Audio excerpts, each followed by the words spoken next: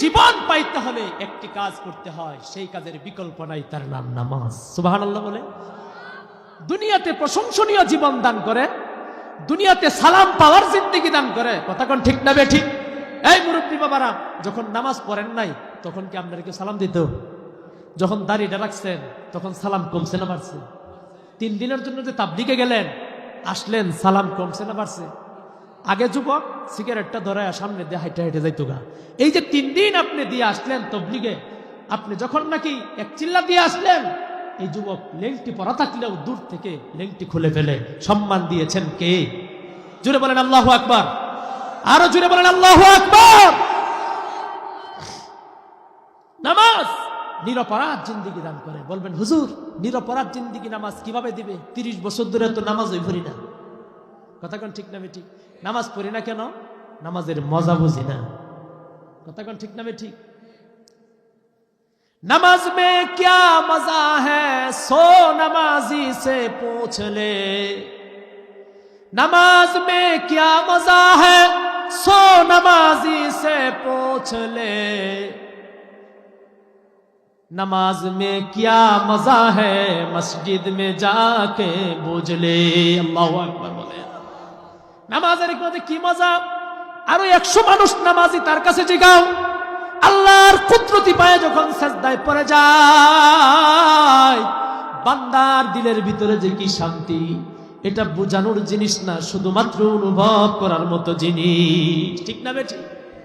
এখন প্রশ্ন করতে পারেন, হুজুর 30 বছরের জিন্দেগি যে নামাজ পড়লাম না, এখন যদি নামাজ ধরি তবুও কি আমাকে নিরপরাধ জিন্দেগি নামাজ দিবে? এখানে আসেন, নবীজি সাল্লাল্লাহু আলাইহি ওয়াসাল্লামের হাদিস, 5 সালাতিন, 5 ওয়াক্ত নামাজ আল্লাহ রাব্বুল আলামিন ফরজ করেছেন। কয়েকত নামাজ? কি কি? ফজর, যোহর, আসর, মাগরিব, এশা। কথা কোন ঠিক না বেঠিক? ইমাম তাহাবী রাহমাতুল্লাহ আলাইহি উল্লেখ করেছেন। এজন্য আমার ভাইরা, আমার বাবাজিরা, প্রশ্ন করছিলাম, আমি যে এ পর্যন্ত গুনাহ করলাম, নাফরমানি করলাম, এখন যদি নামাজ পড়ি তাহলে কি আমি নিষ্পাপ হয়ে যাব? আমি কি নিরপরাধ হতে পারবো? আল্লাহর কাছ থেকে আমিও কি প্রশংসনীয় জীবন পাবো? আমিও কি মানুষ থেকে, ফেরেশতা থেকে সালাম পাবো? আল্লাহ নবী সালাতুল খামস, 5 ওয়াক্ত নামাজ, ওয়াল জুমাতু ইলাল জুমাতি কাফারাতুন লিমা বাইনাহুন্না। কেউ যদি 5 ওয়াক্ত নামাজ পড়ে, ওয়াক্তগুলোর প্রতি খেয়াল রেখে গুরুত্ব সহকারে 5 ওয়াক্ত নামাজ পড়ে, জুমার নামাজগুলো গুরুত্ব সহকারে আদায় করে, নবীজি সাল্লাল্লাহু আলাইহি ওয়াসাল্লাম বলেন, তার মাঝখানের সগীরা গুনাহগুলো মাফ করে দেন যিনি, তার নাম কি? আল্লাহ পাক রব্বুল আলামিন তার জীবনের গুনাহগুলো মাফ করে দেন। 5 ওয়াক্ত নামাজের পরে ইস্তেগফারে, তওবার নিয়তে ইস্তেগফার পড়লে আল্লাহ রাব্বুল আলামিন কবিরা গুনাহগুলো মাফ করে দেয়। সুবহানাল্লাহ। কবিরা গুনাহগুলো মাফ হয়ে গেল নামাজের পরে ইস্তেগফার করে, তওবা করার কারণে, নামাজ পড়ার কারণে, ওযু করার কারণে সগীরা গুনাহগুলো মাফ হয়ে গেল। অতীতের না ভবিষ্যতের? অতীতের গুনাহগুলো মাফ হয়ে গেল।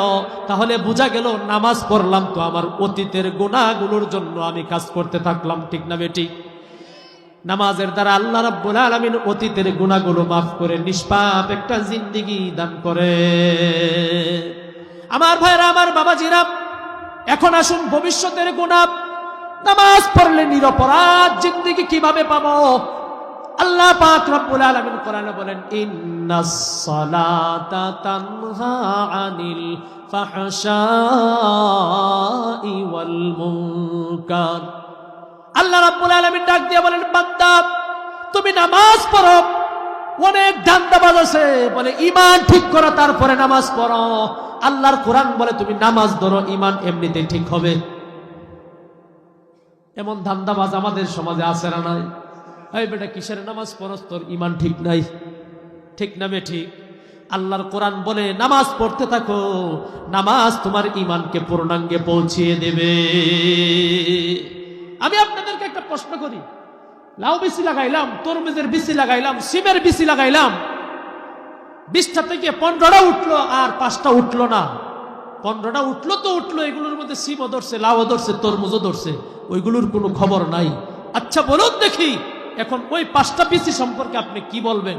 এগুলো কি এখনো মাটির নিচে আছে না পচে গেল, শেষ হয়ে গেছে? আওয়াজ দিয়ে বলেন, পচে গেলে শেষ হয়ে গেছে। তার কারণ হলো 2 মাস হয়ে গেছে, শশার বিচিতে গাছ হয়ে শশা ধরে ফেলেছে, তরমুজের বিচিতে গাছ ধরে তরমুজ ধরে ফেলেছে, লাউয়ের বিচিতে লাউ ধরে লাউ গাছ হয়ে লাউ ধরে ফেলেছে, এখনো পর্যন্ত 5টা বাকি।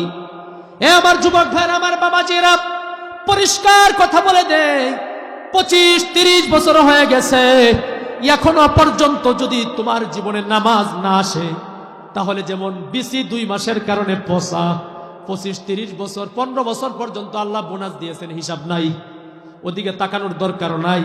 15 বছর থেকে নিয়ে হিসাব কিতাব শুরু, 20-22-25-30 বছর হয়ে গেছে, এখনো যে তোমার জিন্দিগিতে ঈমান নামক বীজ নামাজ দিতে পারলো না, আমি তো বলবো তোমার ভিতরে ঈমান দুর্বল হয়ে গেছে। ঠিক না বেঠে? এজন্য নবীজি বলেছেন, মান তারাকাস সালাতা মুতাআম্মিদান ফাকাদ কাফার, ইচ্ছাকৃতভাবে 1 ওয়াক্ত নামাজ যে ছেড়ে দেয়, সে কুফরি কাজ করে ফেললো, কাফের হয়ে গেল। এই তর্জমা না, কুফরি কাজ করলো। কাফেররা যেমন নাকি হিন্দু খ্রিস্টান বৌদ্ধ যেমন আজান দিলে তাদের কোনো খবর নাই, আইল কুবাইতেছে আইলি কুবাইতেছে, দোকানদারি করতেছে দোকানদারিতে ব্যস্ত, রাস্তাঘাটে বসে আলাপচারিতা করতেছে, আজান হইতেছে ওইখানে আলাপচারিতায় ব্যস্ত। মুমিন মুসলমানও যদি এই ধরনের কাজ করে, নবীজি সাল্লাল্লাহু আলাইহি ওয়াসাল্লাম বলেন, তুমিও কি কাফের হয়ে গেলা নাকি? ঠিক না বে ঠিক? আমরাও দেখি অনেক সন্তানদেরকে বলা হয় অমুকের সাথে চলো না, সে দুষ্ট। ঠিক না বে ঠিক? আবার যখন চলতে দেখা হয়, গার্জিয়ান বলে, কিরে তুইও দুষ্ট হয়ে গেলি, শিক্ষক বলে, কিরে তুইও কি তার মতো হয়ে গেলি নাকি? আল্লাহ রাব্বুল আলামিন নবীজি সাল্লাল্লাহু আলাইহি ওয়াসাল্লামের দ্বারা, নবীজি সাল্লাল্লাহু আলাইহি ওয়াসাল্লামের ভাষায় বুঝাইতে চান, তুমি যে নামাজ পড়ো না, তুমিও কি হিন্দু হয়ে গেলা নাকি? এটা কত বড় একজন আদর্শবান ছাত্রর জন্য উস্তাদ থেকে এ ধরনের কথা যদি আসে, কতটুকু ব্যথা পাবেন? একজন আদর্শবান সন্তানকে যদি বাবা এই কথা বলে, তাহলে কতটুকু কষ্ট পাবে? ঠিক না বে ঠিক?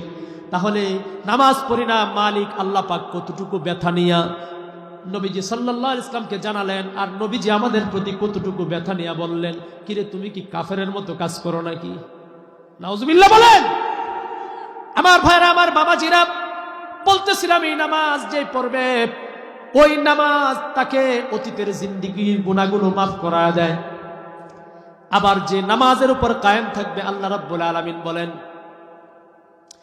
ইন্নাল ইনসানা খুলিকা হালুআ ইযা মাসসাহুশ শাররু জাযুআ ওয়া ইযা মাসসাহুল খায়রু মানুআ ইল্লাল মুসাল্লিন। আল্লাহু আকবার বলেন। মানুষকে আমি দুর্বল করে বানিয়েছি? না না, কিছু মানুষ আছে সবল, কিছু মানুষ আছে দুর্বল। ইন্নাল ইনসানা খুলিকা হালুআ, কিছু মানুষ দুর্বল, দুর্বলই থেকে যায়। ইযা মাসসাহু শাররু জাযুআ, ব্যবসা করছে, ব্যবসায় ইনভেস্ট করছে, লাভ লস হবে। ঠিক না বে ঠিক? লস হইলে মুখটা কালামালা, লাভ হইলে ফুর্তিতে লাফানি শুরু করে। ঠিক না বে ঠিক? এই যুবকেরা কথা কবে নাকি আর্জেন্টিনার আর ব্রাজিলের প্রার্থীরা?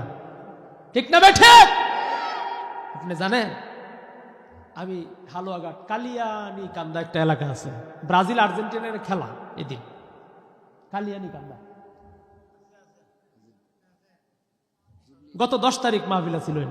ওই দিন যুব সংগঠন অর্থাৎ ক্লাবের উদ্দেশ্যে মাহফিল, কতটুকু কুরবানি দিচ্ছে তারা বুঝেন। পাগল কারে কয়েকজন আসছিল, বাকি সব না। মাহফিল দিছে তারা, মাহফিলের উপস্থিতি নাই, কয়েকজন আছে মাশাআল্লাহ যুবক, সেই বেলাল আম্মারের মতো যৌবনকে বিসর্জন দিয়ে তারা মাহফিলের শেষ পর্যন্ত ছিল।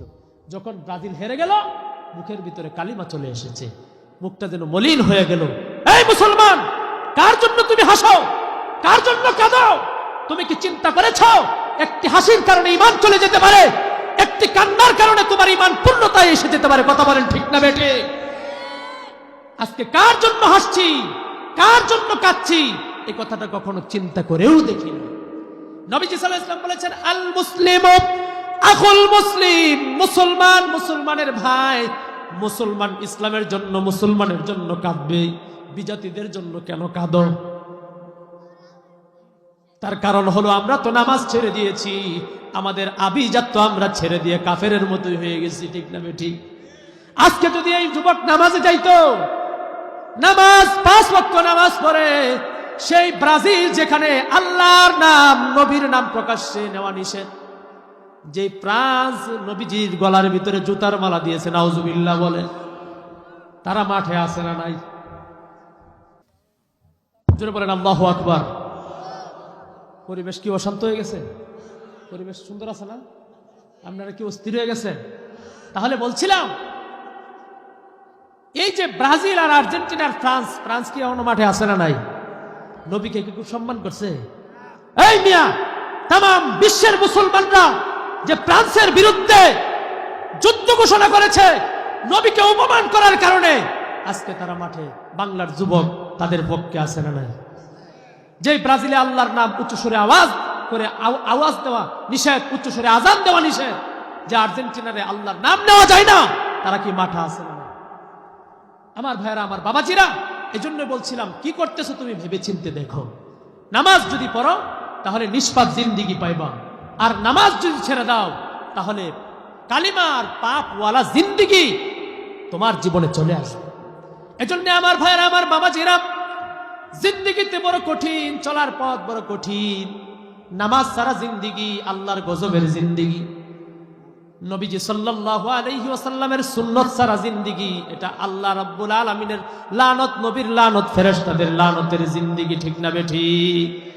আমার ভাইরা, আমার বাবাজিরা, এজন্য বলছিলাম কোন মানুষ যখন নামাজ পড়ে তার অতীতের জিন্দিগি গুনাহ মাফ হয়, আর নামাজের উপর অটল অবিচল থাকে, তার ভবিষ্যতের জিন্দিগির গুনার জন্য হায়েল হয়ে যায়, বাধা হয়ে যায়।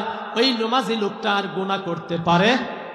আওয়াজ দিয়ে বলেন, গুনাহ করতে পারে না। এখন বলবেন সফল জিন্দিগি দুনিয়াতে লাভ করলো কোন আমলের কারণে? জুড়ে বলেন, সফল জিন্দিগি লাভ করলো কোন আমলের কারণে? অতীতের গুনাহগুলো মাপ, তার অতীতে কোনো পাপ নাই, ভবিষ্যতে গুনাহ করবে না, এই সিফত গুণ দিয়ে দিল নামাজ। তাহলে দুনিয়ার জিন্দিগিটা পাপ মুক্ত হয়ে গেল তার। এখন সফল সেই